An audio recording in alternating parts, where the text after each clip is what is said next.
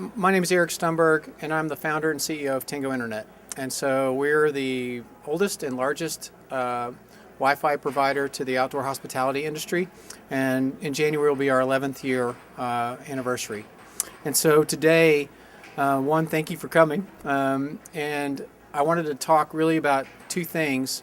One is talk about the rising importance of Wi-Fi as an amenity, and then talk about a couple of the trends that are happening that are shaping really the economics and the guest experience of Wi-Fi.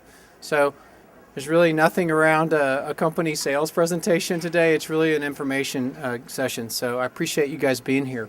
First of all, I have this great slide. I'm not sure if you're familiar with it, but it's Movember. And if you've read anything about Movember, it's basically a month that was designated as a men's health awareness month. And in the United States, it's trying to draw attention and awareness around prostate and testicular cancer. Movember, if you look at it, this whole movement was started in Melbourne, Australia in 2003 by one person who thought it was as important that men's health had the same importance and awareness as women's health because of the issues around it. In 2012, a movement or an idea that started with one person in one place in Australia had 1.9 million people essentially grow facial hair to change the impact of the face of men's health. And everybody that does this is raising funds, so people are paying for me to grow this, which gets contributed to specific causes. It raised $299 million last year. So I love this story for kind of three reasons. One, it's a really compelling mission and our purpose. And I think that whatever people's businesses are, if your business purpose isn't really compelling, not a lot of people will enlist in it. Employees, your customers, or whatever. And the same thing has to do with you as an owner. If it's not purposeful, you're not going to stick in it. And the power is that if it is, it will enroll tons of people that will do two things that I think are really important for our business, which is one is refer. Customer referrals are our number one source of business. And the fact is, referrals come from other people sharing their experiences with you and saying, hey, this is really cool. You should come do this with me. And my wife found a card in at a haircut, or actually a beauty shop, brought it home and said, hey, you should do this. This is actually really cool. So it was a referral. And then secondly, or third, I'm a walking billboard for something. And this concept of being a walking billboard for a business, right, or a purpose really kind of has made me think as a business owner about what can I do around the experience of our product that will make all of our guests and customers who use our product walking billboards for what we do to generate more referrals and awareness about something. So just something as an owner really catalyzing for me. So let me tell you a story. I'm on Alaska Airlines. I flew and spoke to the Alaska Campground Owners Association in September. On Alaskan Airlines from Seattle to Anchorage, they have GoGo Air, Wi-Fi inside in flight. About an hour into the flight, the captain goes over the intercom and says, hey, I just want to let everybody know that some of you have been experiencing some interruptions of your internet connection, and it's due to the fact that we're flying over international territory. And the way GoGo works, it's basically ground facing. It uses cellular networks, right, for the internet, and it's international boundary. And they said, so if you had a problem or you want a refund, when we land, you can call GoGo and get a refund. And it made me think about this, right? 10 years ago in air travel, what you would really want is to take off and land on time and have your bags with you, right? and hopefully have a pleasant flight and not have a terrible neighbor. And now I wonder, if people want their tickets refunded, right, because the Wi-Fi service or the TV that's on your JetBlue airplane, right, when you're flying, doesn't work. It's that expectation, right, that is critical to something that you wouldn't think is a part of, it's overweighted as part of the guest experience, unfortunately, or fortunately. And so the most important thing, I guess, to talk is it's actually really important, and it overweights someone's connectivity experience, overweights things like maybe bathrooms or things like other activities, because if someone needs to get connected, it's actually really important and it needs to work. So the thing I wanted to talk about is just what I think is the biggest trend impacting the guest experience for Wi-Fi, and so, which is mobile devices. Looking at Q3 2011 and Q3 2012, in 2011, 42% of the devices using our wireless networks were mobile. If you shift into 2012, 62% of the devices were mobile. So just in a 1-year period, there are more mobile devices using Wi-Fi networks than notebooks, right? And desktops and other things. And it's come in kind of 3 areas, which is really interesting. So one is iPhones, and you can see kind of on the pad, the red thing is around iPhone usage, iPad usage, right? Those are the 2 big drivers. And iPods, again. And why iPods? Well, because that's what children use. It has Wi-Fi on them, and you can do all the capability on an iPod. The other thing that's interesting and growing now is what we would call non-browser devices, like Kindles, PlayStations, Nooks, these types of things that actually can use Wi-Fi access but don't have a browser to log in. They actually create some unique circumstances about how you use them. But the thing is, it's not that there are less notebooks, it's there are more overall devices. The thing I wanted to show, if you look on the left chart, is there were 25% more devices on the same networks, and which means that guests are bringing multiple devices into the property to connect to the internet, and they're using all of them. So just a hands up at this conference, Daryl and Ray is like, did you bring a smartphone? Did you bring a computer, laptop? You're good. You're a better business owner than I am. iPad? Right. I have 3 devices. I've used them all here in this hotel. Actually, I have a MiFi card too, and I've used that. So that's what guests are now bringing in. And particularly if you're with families, that 2 or 3 devices could be 10 in one site, which 2 years ago was 1 device. Huge implication. The chart on the right is about data. And so same period, again, that Q3 period, 42% more data consumption. So in the same set of networks in a 1-year period, 42% or 25% more devices and 42% more data. Now, the implication, right, of the data is just to provide the same guest experience that you did in 2011 and 2012, you have to have 42% more bandwidth if you want to do that, the same level. So it's a very dramatic increase in terms of what's required on the guest experience. So the main things I wanted to talk about are really what these big implications are for both of us. Because frankly, we're trying to educate, because even though our name is on a network, the economics are supported by the owner-operator.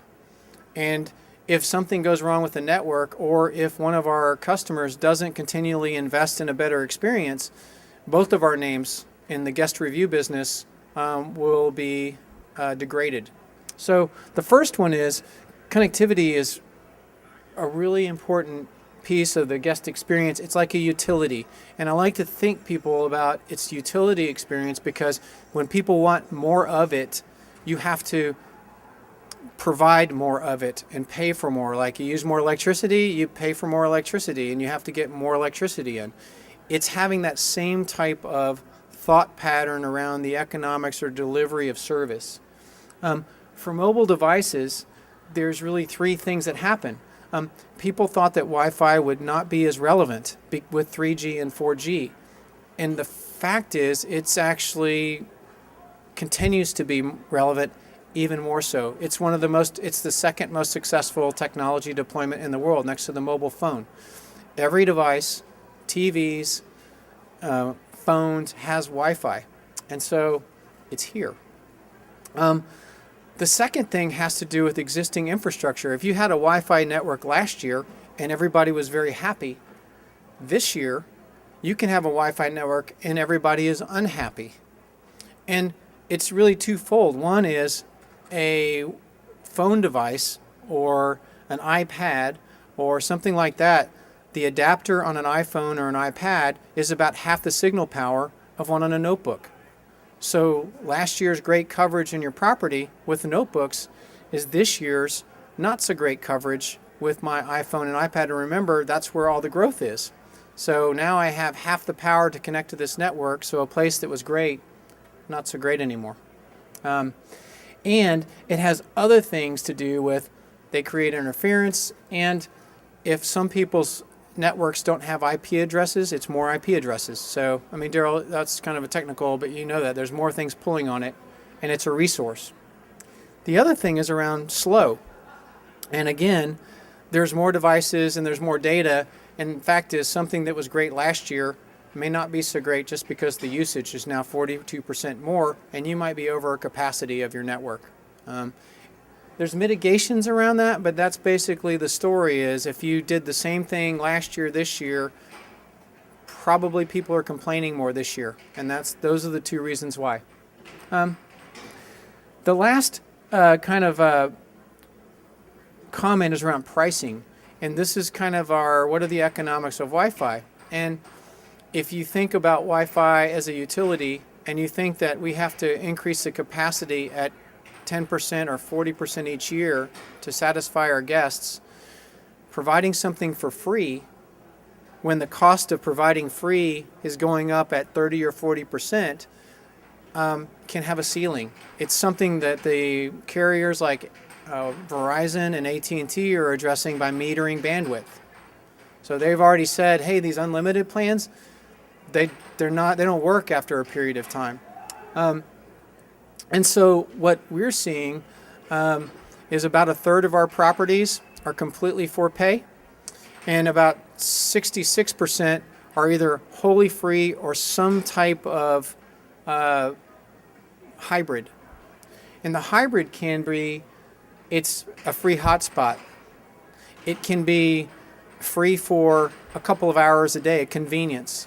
It can be free for an overnighter, right? Or short-term guests versus long-term guests, because people who are staying long-term normally feel like it's more of a home and are more willing to pay for their monthly utilities, right, than someone who's there for a week or a day. The other is like even freemium or premiums, if you've heard of them, right, which is you have a basic service that's free, and if you want more bandwidth, right, then you can pay for more bandwidth, because the data suggests that 10% of your guests are consuming 50% of your data resources. That's just the way it kind of works, because they're interested in doing business applications, they're interested in doing gaming, they're interested in Skyping. If you have a lot of French Canadians that don't want to pay international tolling, that's what they're doing. And frankly, they would pay $20 a month, right, to not pay $100 of cellular tolling. And that helps you pay for continued service improvements. And the other thing that's interesting is, what does free actually mean? Does free mean that my family's 22 devices all get to have access to the internet? Or does it mean that I get an account that I can share with the 22 devices in my family, or I get 4 or 5? And it is it's a question that really wasn't as relevant a period of time ago. It used to be two, because the family, a wife and husband would travel, and hey, can I have two? It's like, no problem. But now I need two for me, two for my spouse, two for each child. It's a big deal. So I gave some recommendations I made a conversation to the state association directors yesterday, and this is kind of what I told them, which I think is really important, is the sharing either of standards or best practices. And the issue is, if guests have different experiences or different practices when they go resort to resort, some of those are going to resonate as good and some will resonate as bad, but they'll be different. So for example, if I go to Hyatt, I know that every time I go there, it's going to be free or I'm going to get a code. Well, if I go to Daryl's property and I don't have to log in or I don't have to do anything, but then I go to Ray's property and I have to do 5 different things, then we're not training our guests in some way about a consistent experience for the industry. Or sharing best practices about how do you handle pricing, how do you handle some of these account issues so that our guests have a better industry experience. The other's around guest ratings, and this is something that's been new for us. If I want to know how we're doing, we used to survey our customers, and we use Net Promoter Survey, on a scale from 1 to 10, how are you doing? 10's great, 1, we hate you. The ratings that matter to both of us are what the guests are saying about us. And so we've actually had to invest in resources to monitor guest ratings, because that is where both of us meet, which is if a guest is saying that the Wi-Fi is terrible at one place, one of our customers, it hurts both of us, and we need to be more proactive or more quickly responsive to address that. And the last thing, and again, this was geared towards what can industry vehicles do, was just creating forums for the members to talk and share about what's going on like this, so that when Ray's coming here, it's like, I got a bunch of problems and I don't know what they are, so I'm here to help. That's a little bit more of a local or peer solution for you. And that's actually all I had. So I'll leave it up for any questions, but again, the things that I would take away is, one, about the whole Movember thing, your guest experience and what you do has to be compelling enough so that people will refer other people to you, because that's our number one source. And figuring out the walking billboard concept has really resonated about how do I make all of our customers walking billboards like this, right? Because I thought about, why don't I wear kind of a Wi-Fi thing and people will ask about it, just like this beard. And the mobile devices, that's it, and it's here. And it's created all sorts of challenges for our operators on infrastructure cost, right? How do I upgrade my infrastructure? How do I keep the capacity and meet this guest demand? And what are some corollary policies and economics around it that may have switched the game a little bit? And how do you work in concert with your colleagues so that the guest look and feel around it is more consistent across their industry experience, so it's a better industry experience for all of to grow the business, the traveler market. So anything else, any questions? Thank you so much for being here in this intimate setting in Las Vegas, Nevada.